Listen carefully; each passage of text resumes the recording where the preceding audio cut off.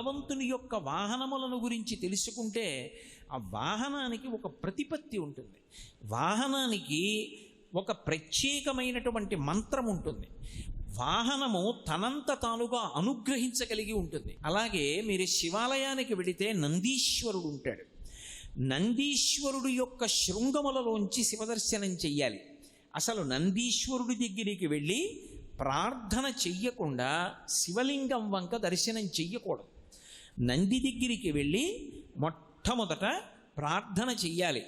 ఏమని అంటే, నందీశ్వర నమస్తుభ్యం సాంబానంద ప్రదాయక మహాదేవస్య సేవార్థం ఆజ్ఞాం దాతుమర్హసి అని అడగాలి. అనుజ్ఞాం దాతుమర్హసి.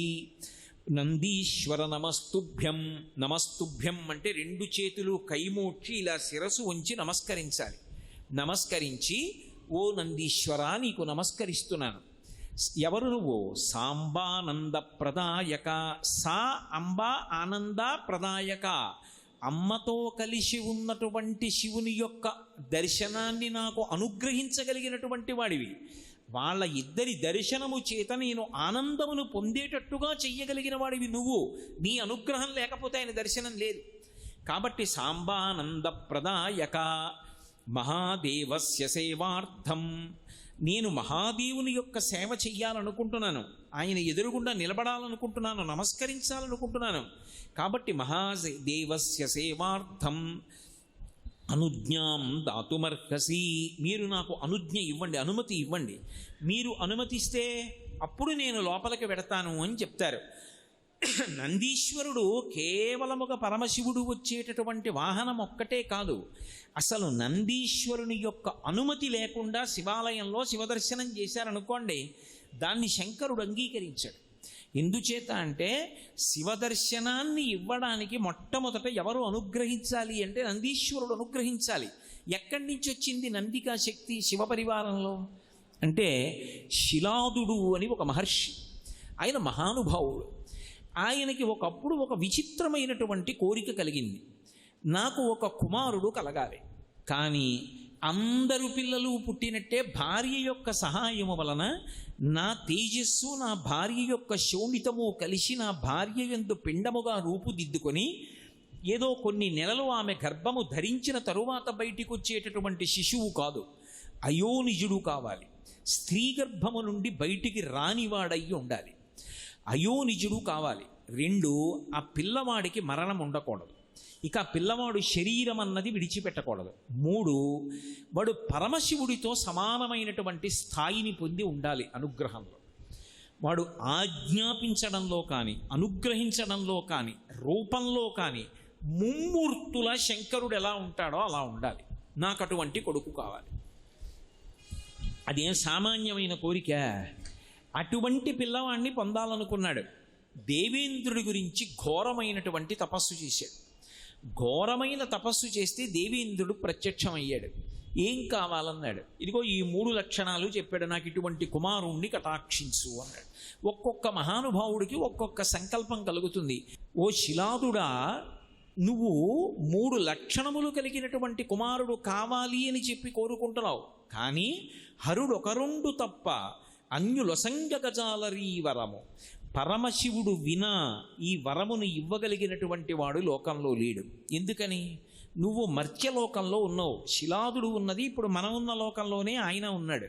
ఓ మునీంద్ర విను, అది మేము ఇవ్వలేము, అది మా అధికారంలోకి రాదు. అలా ఈ లోకంలో ఉండేటటువంటి ఆచారానికి భిన్నంగా పుట్టినప్పటికీ కూడా శరీరం విడిచిపెట్టకుండా శాశ్వతంగా ఉండిపోగలిగినటువంటి కుమారుడు, పరమశివుడితో తుల్యమైనటువంటి ఆకారమును తేజస్సును అనుగ్రహానుగ్రహ శక్తి నిగ్రహానుగ్రహ శక్తిని కలిగినటువంటి వాడు, ఏ జనన మరణములు లేనటువంటి వాడు కలగడం సంభవం కాదు, మేము ఇవ్వలేము. అరుని గూర్చి తపించినన్ అతడిచ్చు ఈ వరము పేరిమి నీకు మునీంద్ర తల్లజా. పరమశివుడి గురించి తపస్సు మొదలుపెట్టాడు.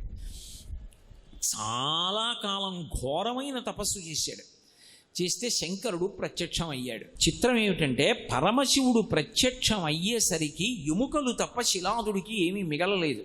మిగిలిన ధాతువులన్నీ పురుగులు తినేసి, ఆ ఆ రోజుల్లో అస్థిగత ప్రాణం కాబట్టి, ఎముకలుంటే ప్రాణం ఉంటుంది కాబట్టి ప్రాణంతో ఉన్నాడు.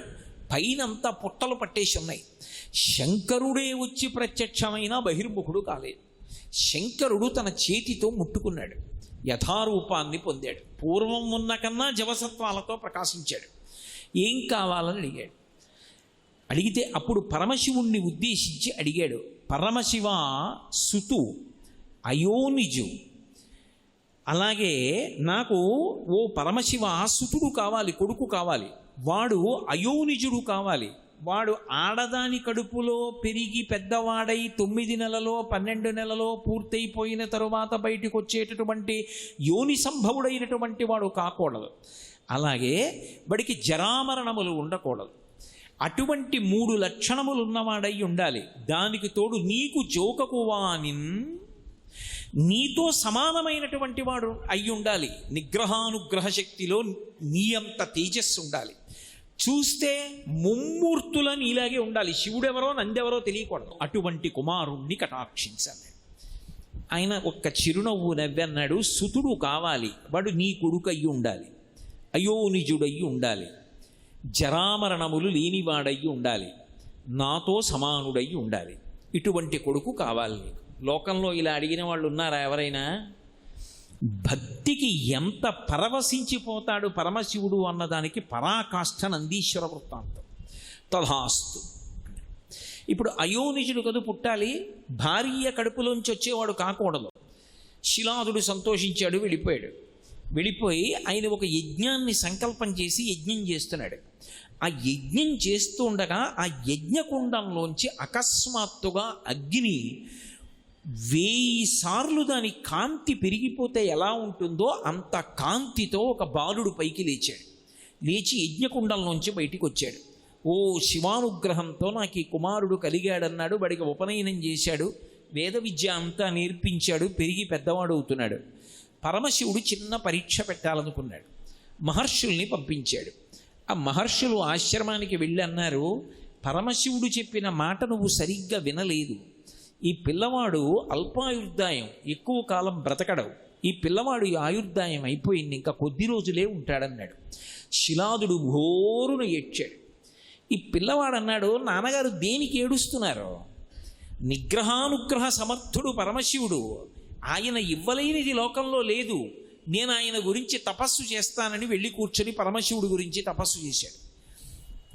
ఆ పిల్లవాడి తపస్సుకి పరమ సంతోషాన్ని పొందినటువంటి శంకరుడు ప్రత్యక్షమై నేను నీ పట్ల ఎంతో సంతోషాన్ని పొందాను కాబట్టి నీకు నేను కొన్ని విశేషాలని అనుగ్రహిస్తున్నాను. మీ నాన్న నన్ను వరం అడిగాడు, శిలాదుడికి కొడుకుగా ఉండాలన్నాడు. అందుకు నీవు శిలాదుని యొక్క కుమారుడు అని పిలవబడతావు. అయోనిజుడు కావాలన్నాడు, యజ్ఞకుండంలోంచి పుట్టావు. నేను మహర్షులతో అలా కబురు చేశాను, కానీ నిజానికి నేను ఆ మాట అనలేదు. నిన్ను అల్పాయుర్దాయంతో ఉండేవాడివి అనలేదు. నీకు జరామరణములు లేవు, నీకు మృత్యు అన్నది రాదు. నాతో సమానమైనటువంటి రూపం కావాలని మీ నాన్న అడిగాడు. అందుకే నాతో సమానమైనటువంటి రూపాన్ని నీకు అనుగ్రహిస్తున్నానని సమానమైనటువంటి రూపాన్ని అనుగ్రహించాడు. శంకరుడు ఎలా చంద్రరేఖతో ప్రకాశిస్తూ ఉంటాడో అలాగే 3 కన్నులతో చంద్రరేఖతో పరమశివుడితో సమానమైనటువంటి వ్యక్తిగా అపరశంకరుడిగా నందీశ్వరుడు నిలబడ్డాడు. పార్వతీదేవిని పిలిచాడు శంకరుడు. పిలిచి, పార్వతి, ఇతను నీకు పుత్ర సదృశ్యుడు, ఇక పైనుంచి ఇతను కూడా నీకు కుమారుడే. కాబట్టి ఈ నందీశ్వరుణ్ణి నీ కుమారుడితో సమానంగా చూడు. విఘ్నేశ్వరుడికి సుబ్రహ్మణ్యుడికి ఏ స్థానం ఇచ్చావో అదే స్థానాన్ని ఈ నందీశ్వరుడికి కూడా ఇవ్వాలి అని తన జటని ఒకదాన్ని పెరికి ఆ జటలో ఉన్నటువంటి జలాన్ని ఆ పిల్లవాడి మీద పిండాడు. పిండినప్పుడు ఆయన జటలోంచి వెంటనే ఒక నది పుట్టింది. ఆ జట పిండినప్పుడు ఆ పిల్లవాడి మీద పడి ఆ పిల్లవాడి శరీరం అంతా తడిసి ఆ నది ప్రవహించింది. దానికి జటోదక అని పేరు. పార్వతీదేవిని పిలిచి, ఈ పిల్లవాడు నీకు కుమారుడు అన్నాడు. అనేటప్పటికి ఆవిడ ఎంతో సంతోషాన్ని పొంది ఈ చేతిని ఇలా పెట్టింది ఆ పిల్లవాడి తల మీద పెట్టి ఒక్కసారి కన్నులు మూసుకుని సంకల్పం చేసింది. చేసేటప్పటికి శంఖం ఎంత తెల్లగా ఉంటుందో అంత తెల్లటి రంగులో ఉన్నటువంటి పాలు ఆమె చేతుల నుంచి 3 ధారల కింద పడ్డాయి. పడి ఆ పిల్లవాడి శరీరం అంతా అందులోంచి తడిసి కిందకి ప్రవహించింది. దాన్ని అలా ప్రవహించి పార్వతీదేవి చేతి నుంచి 3 ధారలుగా పడి ప్రవహించినటువంటి ఆ ధార ఏదైతే ఉందో అది ఒక నదీ రూపాన్ని పొందింది. దాన్ని త్రిస్రూప అని పిలిచారు. అలాగే ఎప్పుడైతే శంకరుడు యొక్క జట నుంచి వచ్చినటువంటి ఉదకము చేత తాను తరిశాడో, పార్వతీదేవి యొక్క చేతిలోంచి వచ్చినటువంటి 3 ధారల పాల చేత తరిశాడో, పరమ సంతోషాన్ని పొందినటువంటి ఆ పిల్లవాడు ఒక్కసారి గట్టిగా అరిచాడు. ఆ అరిచినప్పుడు వృషధ్వని అంటారు. అంటే ఎద్దు అరిస్తే ఎలా ఉంటుందో అంబారామం అటువంటి రవం చేశాడు. అంత పెద్ద కేక వేసేటప్పటికీ ఆ ధ్వనిలోంచి ఒక పెద్ద నీటి బొగ్గ పుట్టి నదిగా ప్రవహించింది. దాన్ని వృషధ్వని నది అని పిలిచారు. అప్పటికి 3 నదులు పుట్టాయి. శంకరుడు పరమ సంతోషంతో తన తల మీద ఉన్నటువంటి కిరీటాన్ని తీసి పిల్లవాడికి అలంకారం చేశాడు. ఇంతకాలం పరమశివుడి తల మీద అలంకారం చెయ్యబడినటువంటి స్వర్ణ కిరీటాన్ని తీసి ఈ పిల్లవాడి తల మీద పెట్టేటప్పటికీ ఆయన తలలో ఉన్నటువంటి గంగధారతో కూడుకున్నటువంటి ఆ కిరీటంలో ఉన్నటువంటి బంగారంతో కూడుకున్న జలం పిల్లవాడి శరీరం నుంచి కిందకి నదిగా ప్రవహించింది. ఎందుకు ప్రవహిస్తుంది అంటే మిగిలిన వారిని అనుగ్రహించడానికి. దానికి జంబూ అని పేరు వచ్చింది, జంబూ నది అని. ఒక్క కనులిప్త ఇలా కను మూసి కను తెరిచేటప్పటికి ఇంత అనుగ్రహాన్ని పొంది ఆ పిల్లవాడు 4 నదుల ఉత్పత్తికి కారణం అయ్యేటప్పటికీ పైన ఉన్నటువంటి మేఘమండలం మురిసిపోయింది. మురిసిపోయి మెరుపులతోటి ఉరుములతోటి వెంటనే తీయటి చల్లటి నీటి ధార విడిచిపెట్టింది. ఆ నీరు పడేటప్పటికీ ఆయన శరీరం మీద పడి ఆ పిల్లవాడి మించి పక్కకి నదిగా ప్రవహించింది. ఆ నదిని స్వర్ణోదక అని పిలిచారు. నందీశ్వరుణ్ణి పరమశివుడు అనుగ్రహించినటువంటి సమయంలో 5 నదులు ప్రవహించాయి. వీటిని పంచనదములు అని పిలుస్తారు. వాటి మధ్యలో నేను లోకాన్ని అనుగ్రహిస్తానని పరమశివుడు జప్పీశ్వరుడు అన్న పేరుతో పిలిచాడు. అందుకే 5 నదులలో స్నానం చేసి ఆ శివలింగాన్ని ఎవరు దర్శనం చేస్తారో వారు మళ్ళీ పుట్టవలసినటువంటి అవసరం ఉండదు. ఆశ్చర్యం ఏమిటంటే పరమశివుడు తనతో సమానమైనటువంటి ముఖమండలాన్ని పిల్లవాడికి అనుగ్రహిస్తే శివమహాపురాణంలో బ్రహ్మాది దేవతలతో చెప్పుకున్నాడు నందీశ్వరుడు. ఆయన అన్నాడు, శంకర నీ అనుగ్రహం వర్ణనాతీతం, దానికి హద్దు లేదు. మా తండ్రి తపస్సు చేసి అడిగాడని నీతో సమానమైన రూపాన్ని నాకు ఇచ్చేసావు, కానీ నాకొద్దు. నువ్వు అనుగ్రహించిన మిగిలినవి స్వీకరిస్తాను, కానీ నువ్వు ఎలా ఉంటావో అలాగే నా ముఖం ఉంటే నాకు నీకు భేదం చెప్పడం కష్టం కావచ్చు, నన్ను శివుడు అనుకోవచ్చు, నాకు అంత ఆశ లేదు. ఇది నీ హద్దులేని అనుగ్రహం, అందుకే నాకు వానర ముఖాన్ని కటాక్షించమని అడిగాడు. ఆ పిల్లవాడు యొక్క వినయ విధేయతలు చూసి సంతోషించినటువంటి శంకరుడు, నువ్వు ఎప్పుడు అలా కనపడాలనుకుంటే అప్పుడు నీ ముఖము వానర ముఖంగా కనపడుతుంది, కోతి ముఖంలా కనపడుతుంది అని అనుగ్రహించాడు.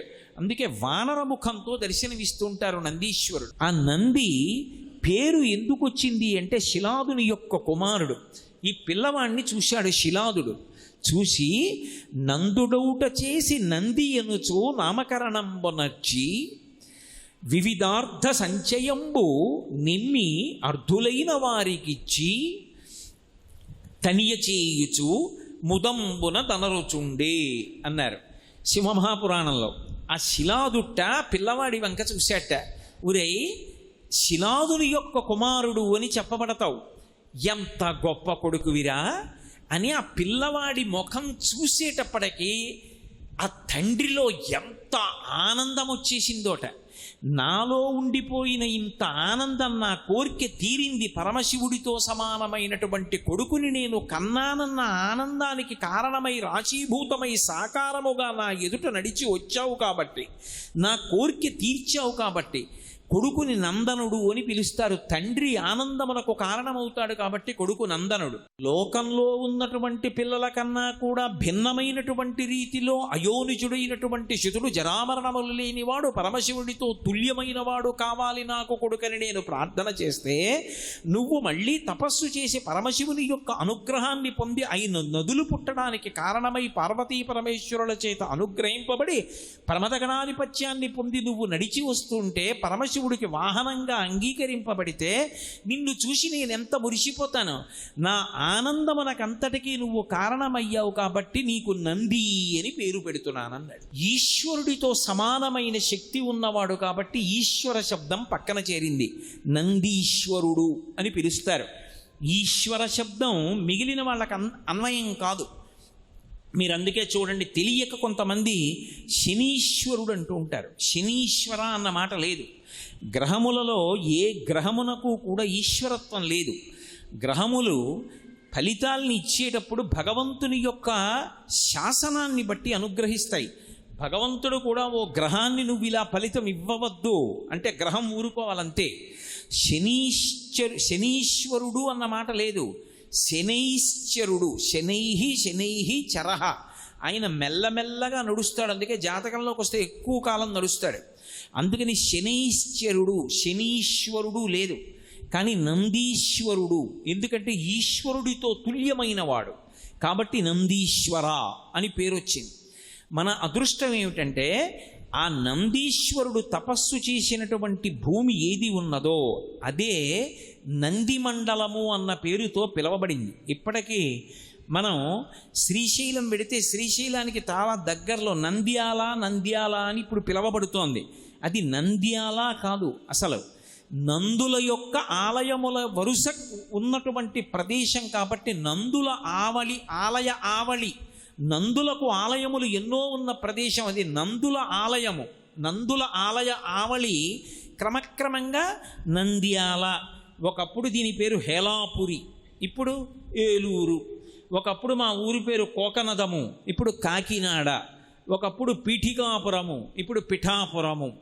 అలాగే ఒకప్పుడు అది నందులకు ఆలయము, ఇప్పుడు నంద్యాల. అటువంటి ఆ ప్రాంతంలో నందిమండలం ఉంది. ఎక్కడ నందీశ్వరుడు తపస్సు చేశాడో అక్కడ పరమశివుడు అనుగ్రహించి నందికి శివుడికి భేదం ఉండకూడదని మీ తండ్రి శిలాదుడు అడిగాడు కనుక నేను అక్కడ బ్రహ్మనంది అన్న పేరుతో పెద్ద నందీశ్వర స్వరూపంతో వెలిసి ఉంటాను. ఉండి మిగిలినటువంటి నందులన్నిటినీ కూడా నేను శాసిస్తూ ఉంటాను. నంది తేజస్సు శివ తేజస్సు ఏకీకృతమై వెలిసినటువంటి లింగస్వరూపం. అందుకే అక్కడ ఉన్నది మహానంది. ఒకానొకప్పుడు ఆ మహానంది క్షేత్రాన్నంతటినీ కూడా బాగా పునర్నిర్మాణం చేయడం కోసం పానమట్టం దగ్గర తవ్వితే గొర్రె పట్టడానికి ఎంత చోటు ఉంటుందో అంత చోటుతో కైవారం ఉంటుంది. గోరువెచ్చగా ఉంటాయి. మీరు అందుకే ఎప్పుడైనా మహానంది దగ్గర ముందు పెద్ద తటాకం ఉంటుంది. మీరు ఆ తటాకంలో దిగి స్నానం చేస్తే ఎంత నీరు వస్తుంటుందో పక్క పొలాల్లోకి వెళ్ళిపోతుంటుంది. ఎక్కడి నుంచి వస్తుందో ఎవరికి తెలియదు. ఇప్పటికీ కూడా కాళేశ్వరం వెళ్ళినప్పుడు అక్కడ అభిషేకం చేసినటువంటి జలాలన్నీ గోదావరి నదిలోకి ఎలా వెళ్ళిపోతాయో ఎలా అర్థం కాదో అలాగే మహానంది వెళ్ళినప్పుడు శివలింగం యొక్క అడుగు భాగాన్ని తాకి వస్తూ ఉంటాయి ఆ జలాలు. ఒకప్పుడు పునర్నిర్మాణం చేస్తున్నప్పుడు కింద జలప్రవాహాన్ని చూశారు. ఆ ప్రవాహం వెడుతూ ఉంటుంది. అది గోరువెచ్చటి నీటిగా వెడుతూ ఉంటుంది ఆ జలప్రవాహం. అక్కడ మహానంది, ఆ మహానందిని పరివేష్టించి నవనందులుగా 9 నందులుగా ఉన్నాడు ఆయన. అందులో వినాయకనంది, గరుడనంది, ప్రథమనంది, సూర్యనంది, చంద్రనంది, నాగనంది, బ్రహ్మనంది, విష్ణునంది, శివనంది. ఈ 9 నందులు నవనందులు. ఒకప్పుడు నందులు పరిపాలన చేసి ఆ దేవాలయాల్ని పునర్నిర్మాణం చేశారు కాబట్టి అని ఒక మాట. కానీ శాస్త్రంలో 9గా వెలిసినటువంటి నందిస్వరూపములకు ప్రధాన పరిపాలకుడై వెలిశాడైన బ్రహ్మనంది అన్న పేరుతో. మహానందిగా నందీశ్వరుడు శివచైతన్యంతో కలిసి రాశీభూతమైనటువంటి లింగస్వరూపం. అందుకే అది నంది తపస్సు చేసినటువంటి ప్రదేశం. ఆ ప్రదేశంలో అడుగు పెట్టడం, ఆ తటాకంలో స్నానం చేయడం, మహానంది క్షేత్రాన్ని దర్శనం చేయడం పరమాద్భుతమైనటువంటి విశేషాలుగా చెప్తారు. వాహనమే కదండి, నేను శివలింగాన్ని దర్శనం చేస్తానంటే కుదరదు. అందుకే నందీశ్వరుణ్ణి మీరు గమనించండి, ఆయన ఆనందమంతా ఎక్కడుంటుంది అంటే శివదర్శనంలోనే ఉంటుంది. ఆ శివదర్శనంలో పొంగులు వారిపోతూ ఉంటాడు. అంతటి అద్భుతమూర్తి కనుకనే శైవాగమంలో ఒక విశేషం ఉంది. త్రయోదశి తిథి పరమశివుడి పరంగా చాలా అద్భుతమైనటువంటి తిథి. త్రయోదశి నాడు శివలింగానికి చేసేటటువంటి అభిషేకం ఎంత గొప్పగా చేస్తారో, ఉభయపక్షములలోనూ త్రయోదశి తిథి నాడు నందీశ్వరుడికి కూడా అంత గొప్పగానూ అభిషేకం చేస్తారు. నందీశ్వరుడికి అభిషేకం చేసినటువంటి కారణం చేత సమస్తమైనటువంటి అశాంతి ఉపశమిస్తుందని, సమస్తమైనటువంటి కళ్యాణములు అబ్బుతాయని, మనుష్యులకు కావలసినటువంటి ఈప్సితములు సిద్ధిస్తాయని మనకి శాస్త్రవాక్కు. అందుకే శివదర్శనం ఎంత గొప్పదో, శివలింగాభిషేకం ఎంత గొప్పదో, నందీశ్వరుడికి చేసేటటువంటి అభిషేకము కూడా తత్తుల్యము, అంత గొప్పది. అటువంటి నంది యొక్క శృంగముల మధ్య నుండి మాత్రమే శివలింగాన్ని దర్శనం చెయ్యాలి. శివలింగాన్ని దర్శనం చేసేటప్పుడు శివుడికి నందికి మధ్యలోకి వెళ్ళి దర్శనం చేయకూడదు. అలా ఎవరైనా వెడితే అది గొప్ప దోషం కింద స్వీకరిస్తారు. అలాగే నిర్మాల్యం తీసుకొచ్చి శివుడి మీద ఉన్న పువ్వులు చేతికిస్తే నంది దగ్గర పెట్టేస్తుంటారు. అలా పెట్టడం ఎట్టి పరిస్థితుల్లోనూ అంగీకరింపబడదు. నందీశ్వరుడి దగ్గర నిర్మాల్యాన్ని విడిచిపెట్టకూడదు. నంది దగ్గరికి వెళ్ళి చెప్పాలి, వృషస్య వృషణం స్పృష్ట్వా శృంగమధ్యే శివాలయం దృష్ట్వా క్షణం నరో యాతి కైలాసే శివసన్నిధిం అనాలి. ఆయన దగ్గరకు వెళ్ళి శివలింగానికి నందీశ్వరుడికి మధ్యలోకి వెళ్లకుండా ఉండడానికి ఏ చేతిని ఉపయోగిస్తే సరిపోతుందో ఆ చేతిని పెట్టి, ఉదాహరణకి బొటనవేలు చూపుడు వేలు ఆయన యొక్క శృంగములు కొమ్ముల మీద ఉంచి, అంత బలిష్టమైనటువంటి నంది కొమ్ముల మీద మీరు చెయ్యి పెడితే ఊరుకుంటాడా? కానీ ఆ రెండిటి మీద బొటనవేలు చూపుడు వేలు ఉంచి ఎడమ చేతితో ఆయన యొక్క ఆ వృషణములను అవయవాన్ని ఒక్కసారి ఇలా పట్టుకోవాలి, ఒక్కసారి పట్టుకుని వదిలేయాలి. ఆ వృషణములను ఇలా పట్టుకునేటప్పటికీ ఆయన ఊపిరి అని ఆగుతుంది. ఆయన ఊపిరిలో, ఆయన వదిలిపెట్టిన ఊపిరి, పీల్చిన ఊపిరిలో పరమశివుడు పార్వతీదేవితో కలిసి ఊయలలు ఊగుతూ ఉంటాడు. ఎప్పుడైతే ఆయన ఊపిరిని ఒక్కసారి ఆపాడో ఎదురుగుండా ఉన్నటువంటి శివుడు ఊయల ఆగి కైలాస పర్వతం మీద కూర్చున్నటువంటి పార్వతీ పరమేశ్వరుల దర్శనము చేసినటువంటి వాడు అని దర్శనం చేసినటువంటి భక్తుడి ఖాతాలో వేస్తాడు. అది ఒక్క నందీశ్వరుడి యొక్క శృంగముల మధ్య నుంచి దర్శనం చేయడం వల్ల మాత్రమే సాధ్యం. సర్వం శ్రీ ఉమామహేశ్వర పరబ్రహ్మార్పణమస్తు. స్వస్తి.